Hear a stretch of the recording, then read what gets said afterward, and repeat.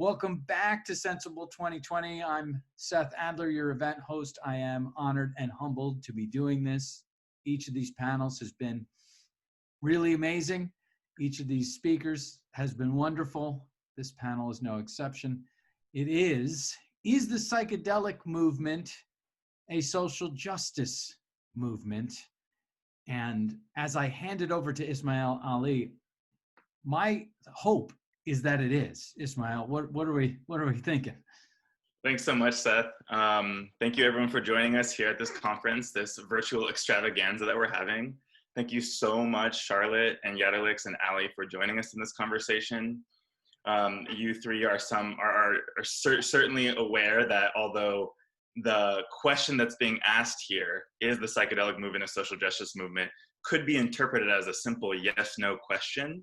And that would give us a 30-second panel that we could just shut off right about now. I have a feeling that you all have some thoughts that we might want to dive into to see exactly where that nuance is, and that's what we're going to do today. So for those of you that don't know me, my name is Ismail Ali. I work presently for the Multidisciplinary Association for Psychedelic Studies as Policy Counsel. I had the pleasure to serve on the SSDP board for 2 years as vice chair and as chair. And I recently accepted a position on the board of the SAGE Institute, which is a nonprofit psychedelic healthcare clinic here in Oakland. I'm really happy to be back to Sensible 2020. I'm sad that we're not in person, but I'm excited for this conversation. So to start us off and to bring us into that nuance beyond the yes and no that we mentioned earlier, I'd like to ask our panelists. So first off, if you could take a few moments to introduce yourself, share why this subject feels important to you, and maybe some initial general thoughts about the intersection, if any, between the psychedelic movement and the social justice movement and movements that we're all a part of. Charlotte, you want to start us off? Yeah, I can start. Yeah, great. We're just working through the kinks of the virtual conference. So my name is Charlotte James. I'm based in Baltimore, where the conference would have been. And I am the co-creator of a new-ish organization called the Sabina Project. So we are working to integrate ancestral sacred plant medicine knowledge into the modern journeying experience in the hopes of supporting folks as they go through sort of a radical self-transformation, and then also how they can take that and turn it into impact towards communal liberation. So I think that's where we really start to see that intersection in psychedelic medicine, plant medicine, and social justice. I think there's currently a lot of focus on doing your works for yourself. There's a lot of rhetoric about that in the psychedelic spaces of cleaning your mirror and doing the work and healing yourself. And that's incredibly important. And that is where I think social justice and communal liberation starts, is in liberating yourself and healing yourself. But that's where the conversation drops off in the mainstream psychedelic conversation, is that it's very much about you do your work and then you're good, as opposed to then how do you take everything that you learned and share that with others and use that to construct a world that we all want to live in, right? As opposed to thinking it's some far off utopia that you can only access through psychedelics. It's how do we bring that back and actually make that our present reality for everyone, and not just having that incredible feeling that you start to generate in yourself when you start to have access to this medicine or interest in this medicine. Yeah. Thanks, Charlotte. Allie? Hi, I'm Allie Wilens. I'm a EMT based in New York City, with a half-decade experience in crisis support for people experiencing altered states. I also worked on technical and regulatory infrastructure for 10 FDA-approved trials of MDMA-assisted therapy, held at 20 different locations internationally. I left my role doing that in 2018 to focus on earlier stage mental health interventions, such as housing, self-determination and healthcare access, and decriminalization as prevention. And I am excited to talk about more of that on this panel. Thanks so much. Really appreciate you being here. Yarelix? Hi, my name is Yarelix Estrada. I currently work as a city research scientist doing harm reduction work and overdose prevention outreach in New York City. I co-founded the Baltimore Psychedelic Society some years back when psychedelics weren't as cool as they are now. And I'm currently an organizer with the New York City Psychedelic Society. And I guess and I think about like social justice as a movement and like how it functions. Like there's a lot of social justice movements that exist, right? Like they've existed all of this time. And now we're seeing this like movement of psychedelics, like also coming in and settling into the already established infrastructure of like social justice movements. So I think it's important to acknowledge what movements exist and what movements intersect with psychedelics. So like thinking about racial justice movements and immigration justice movements and fighting immigrant detention and drug policy, like all of these are things that like, if we think about the history of psychedelics, like where did they come from? How are they criminalized? And how are drugs in general criminalized? And like, how do we build solidarity across all of these movements to include psychedelics? I think that's how we have to view it, as a framework of intersectionality, rather than just like, I like this one thing, so I'm gonna fight for it. And when I get it, I'm gonna head out because this is all that I wanted. So just thinking about like intersectional frameworks and like how that fits in with psychedelics is what I'm interested in. Yeah, thank you. I think a lot about how there's so many people that come to the movement with a lot of excitement around whether they've had their first experience with some sort of psychedelic substance, or they have some sort of really strong personal urge to participate, right, to help people to bring this forward. And I appreciate the frame that you, Allie, brought forward around like the earlier stage factor, right? Because a lot of the excitement that Yarelix is talking around psychedelics and that Charlotte mentioned is around like the personal healing aspect, right? And I just want to appreciate that starting from that point is really important, because even that shows progress in the community.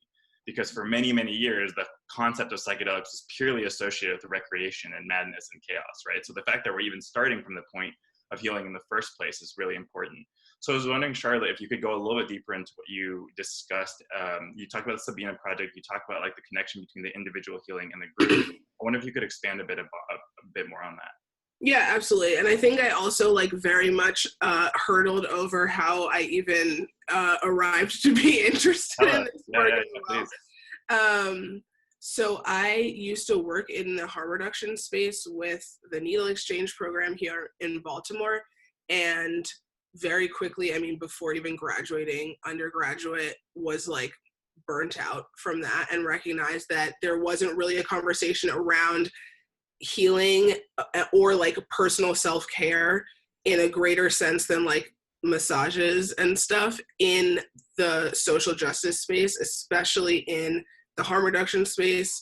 And the burnout rate was just incredibly rapid. So I left that world for a long time. And then in that time in my personal life, I lived in Bolivia with a community of people who were using psychedelics in a more medicinal way. And so that was like a huge conversation that was happening. I myself was recreationally exploring a lot of substances and didn't really have community around that, especially as a Black kid at Johns Hopkins. Yarelix can speak to that. We were at Hopkins at the same time and didn't even know each other. Might have made it a little bit better. And so now years later, it's like a fusing of those worlds of like, I really just wanted to find and started to find more community here in Baltimore of people of color, specifically Black folks, doing medicine work, really like deep medicine work, and really building community around that. But then also us having the lens of being Black folks in Baltimore and saying like, we clearly have access to something very special here, and it is helping us transform in ways that we wish we could spread beyond ourselves in a safe way. I think also having a lens about harm reduction or around harm reduction personally, like as psychedelics get trendier or more mainstream, you just hear about people like they can be used recreationally. I don't think that there should be, often in the plant medicine world, there's this like divide between recreational use and ceremonial use. And I think that's BS. Like however you come to this medicine is how you come to it. But in the recreational, people sometimes don't realize the power that these substances can have and find themselves in very challenging spaces. And so really it was like a fusion of all those worlds of like recognizing the harm reduction need, recognizing the need for healing in Black and brown communities that I'm in, and then like how we like spread access through education. And so I think when you come to it from that lens, it's already outside of yourself.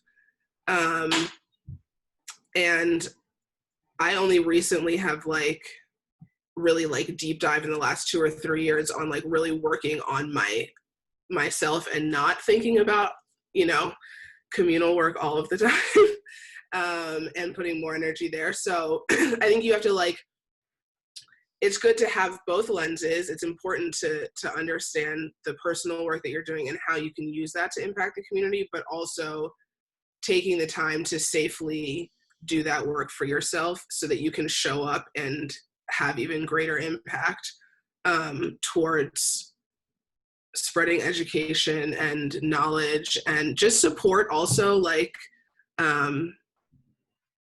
just having folks to be able to talk to about this stuff, because a lot of people can't like be out about it as well. You know, a lot of folks can't be like us sitting on a public panel talking about psychedelics, and not concerned about how that's going to impact our livelihoods and our social networks and all of that. So yeah, thank you. I wonder actually if Yarelix, you'd be down to pick it up from there, because I think that the fact that you also have worked in direct service harm reduction and there's a lot of overlap there. I'm wondering like, if there's anything you'd like to add to that, or I'm curious especially about how you've seen this increase in interest from the psychedelic movement as we kind of are defining it for now, intersect with the work that you've been doing that is in many ways born out of those longer term, older, longer going social justice movements that we've been talking about.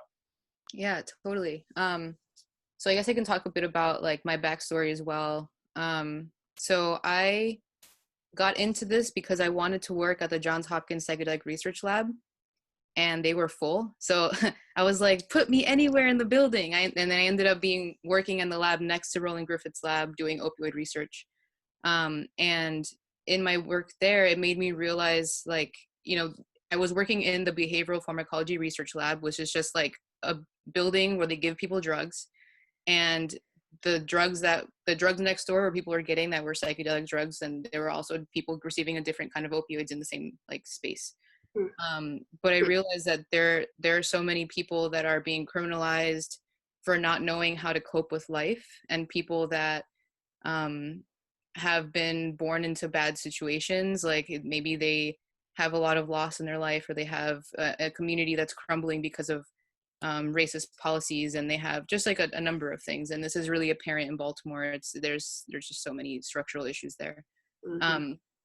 So I continued my work in harm reduction and doing addiction research, and the work there just felt very pressing because it was like life or death, like literal overdose prevention, given like the opioid crisis and everything that's going on with that.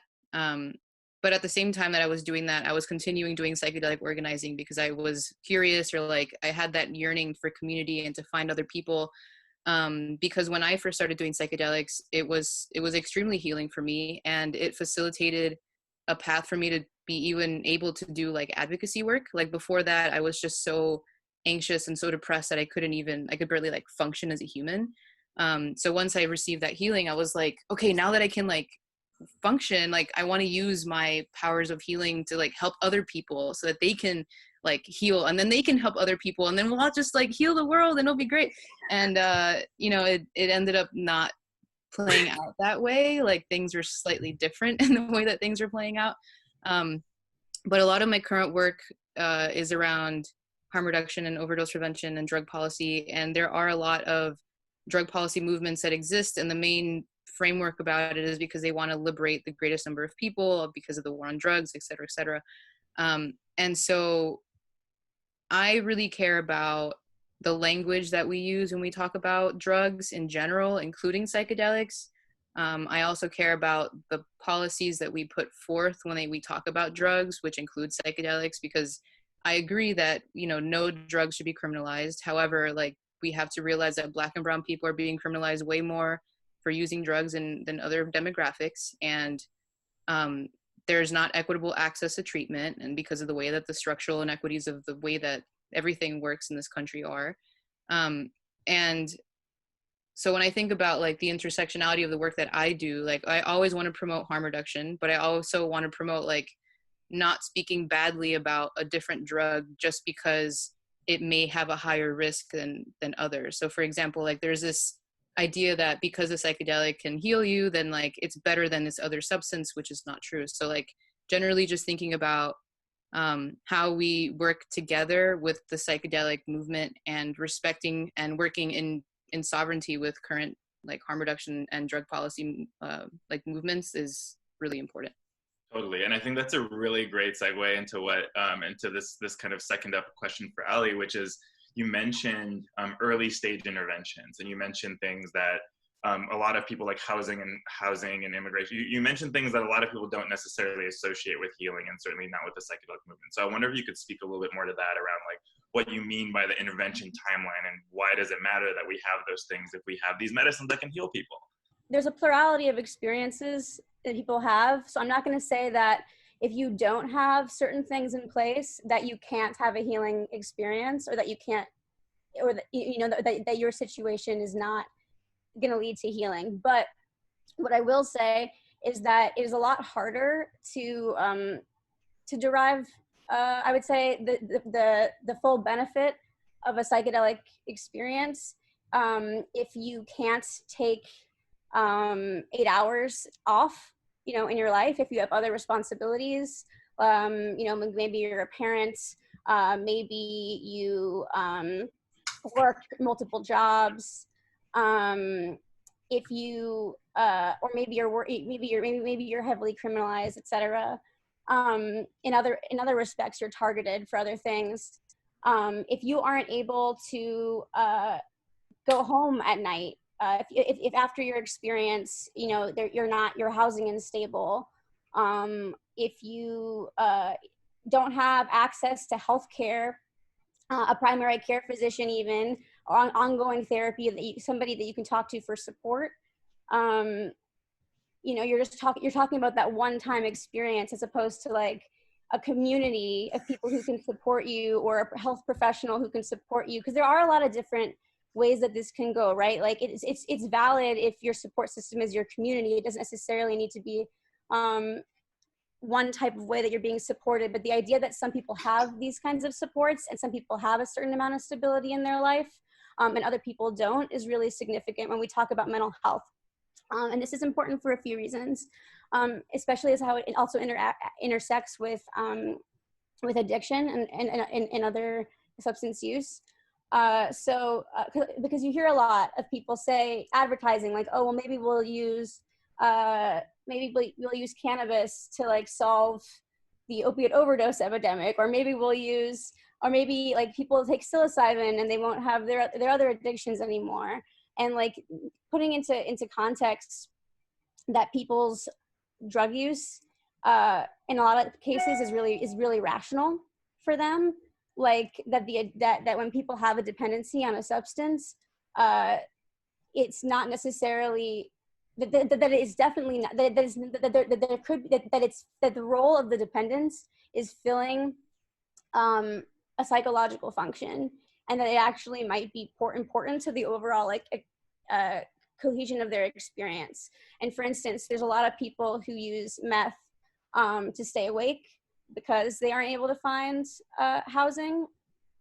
And so thinking about like, okay, you're gonna give somebody this one-time experience and that's going to like make them not want to use this drug anymore, you're ignoring the fact that it's their material reality that is leading to the anxiety, that is leading to the drive to use.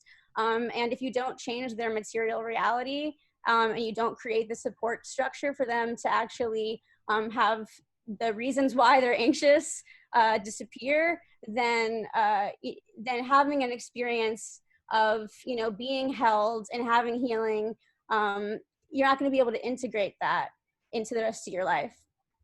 Yeah, that's, I think, go for it, Charlotte. Yeah, I know this is like a frequent case when you start accessing the healing aspect of psychedelics, that you're like, I must tell everyone about this and everyone has to do it and I'm going to heal the world and it's going to be perfect and amazing. And so, yeah, and you're like, I'm going to go tell everyone.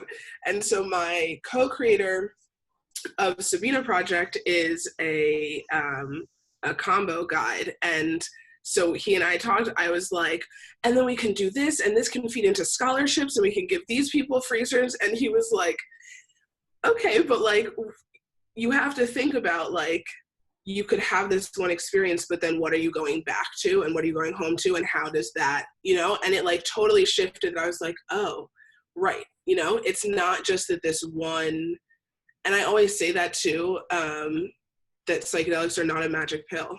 And, you know, it has to be combined with so many other aspects of healing, which includes like dignified living, access to healthcare, all those things. So that's a great segue into our last question, which I think, Allie, I'd love for you to start us off because I think your last answer really launched that. So we've spent some time acknowledging some gaps and recognizing where the psychedelic movement does inevitably intersect with some of these issues, even if that's not always visible in the mainstream conversation about it. So, Allie, I wonder if you could go a little bit more into what you're saying around the mental health aspect of it. And now that we've seen some of those issues, what's the activation phase? What's the part that you think people need to hear to understand not just that the psychedelic movement could be part of the social justice movement, but that it is, and it can be even more so if we add this to the mix? Well, I think Yarelix was mentioning that there's a larger ecology of social justice work that's happening in the world. I think this is really important, is I think that a lot of people who are primarily inspired by psychedelic activism or like mobilizing around making psychedelics available to people as a means of healing, if they're not already connected to these other issues, it may seem like they may just not be aware of them, but like, and things come up all the time, controversies come up inside, around psychedelics in terms of like, pharmaceutical profiteering, accessibility, extractivism, cultural appropriation, and there's all these issues that come up around psychedelics that they make a lot more sense when you put psychedelics into the larger context of the world. I think that there's this idea of like, oh, we're going to mainstream psychedelics. I actually think that psychedelic enthusiasts need to mainstream themselves and join the mainstream. And when I say mainstream, I don't mean like somebody with a coastal penthouse apartment who works in tech. Like, to me, mainstream America is a single mom in the gig economy, is an immigrant small business owner, is somebody living paycheck to paycheck, has a chronic pre-existing condition, has a bunch of debt. Those are the people, that's most of the people who are in America. So I think when we think about how are we going to make psychedelic, like what would a justice movement look like? It would look like self-determination by people. It means solidarity with the movements that already exist that are holding big pharmaceutical companies accountable. It means solidarity with universal health coverage, with a homes guarantee, with any cause that has its manifestation in the psychedelic space. It has a larger group of people that are affected by that issue, and joining in with them is actually the only way you're going to get enough numbers for the psychedelic people to actually get what they want. Like I'm coming at this from like a purely selfish angle, because like, yeah, you should help other people out, but like there are not enough people who only care about psychedelics for the psychedelics people to get what they want without the rest of us. So Yeah. So But yeah. thank you so much. Yarelix, do you want to maybe give us a little bit of a window of like what activation means to you? Like, given all of these things that are up, like where do you see some of the places that we can build these connections? Yeah. So I think like the first wave of the psychedelic movement was like getting people aware of what psychedelics are and how they can be healing. And I think because it's mainstream so quickly by very popular people, we've done that. And I think now we have to think like, okay, like what's next? Like now that we all know what psychedelics are, how do we make this into something that is actually worthwhile? Because if it ends up just being a replication of the cannabis industry where it's just making extremely rich people more rich and not, and like, you know, keeping the people of color, people who have dealt drugs in the past out of it, then it's like, what's the point, you know? So I think thinking about how we can promote self-healing and then promoting community healing and then hopefully pushing people to think about solidarity with other movements. Like there's so much wrong with the world right now. There's so much that's not okay. And there's so much that needs help that like, if we can figure out how to heal ourselves and then stand in solidarity with those that need it in like indigenous communities and people in detention and people that don't have healthcare, people that are in poverty, like all of these problems, like if we can all work together to like try to fix this thing, like we might be able to do it. But if we're just too busy like trying to create pedestals for ourselves to call ourselves someone in the psychedelic movement instead of like working together to just try to fix things, like we're not going to get anywhere. So I think like for me, I want to prioritize working in solidarity with people, not saying like if someone says, oh, it's either this movement or this movement, I don't want that. Like I want to be supportive of everyone that needs support and not say like, oh, I'll do psychedelics right now and just ignore everyone else because I'll come back to that later. So yeah. I want to sorry, there's like a vulnerability I think we don't acknowledge a lot. People who have just had a psychedelic experience, there's a lot of like stuff that can come up after that. We need to be in solidarity with one another and we need to heal. It can't be one or the other. Healing is only possible in connection with everybody else. Yeah. Thank you. That's an important point. Thank you. Charlotte, any last thoughts on this question about how do we fill the gap and the many, many open spaces that we see kind of emerging in this? Yeah, I think, you know, always making sure to work in solidarity. I can't really say it in any other ways. Working in solidarity, recognizing intersectionality and working in that intersectionality and being okay with that. I think especially, we didn't really touch on it too heavily like directly, but you know, movements that do hyper focus on one thing or another tend not to work out so well. So it is about sort of taking a holistic approach to healing, making sure that we are being inclusive in our movements. And I think that in the psychedelic space, that's going to take a lot of sort of introspection around why in a space that is supposed to be so judgment-free and love and light filled, why we